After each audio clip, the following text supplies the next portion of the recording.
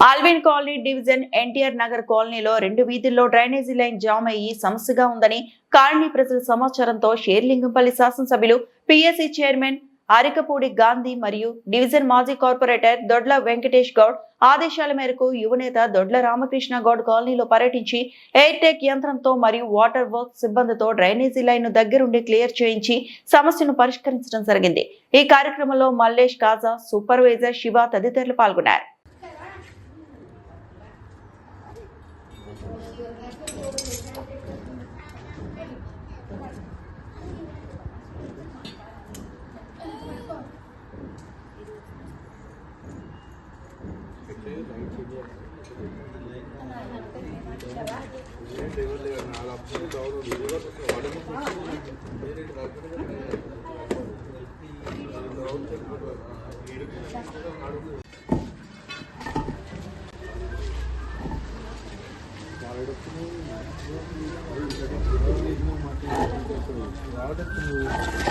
మొత్తం ఖాళీ ఉందమ్మా, ఇంకా డెత్ ఉంది, చాలా అన్నీ ఇదే పైగా ఉండాలి. ఇదే కదమ్మా.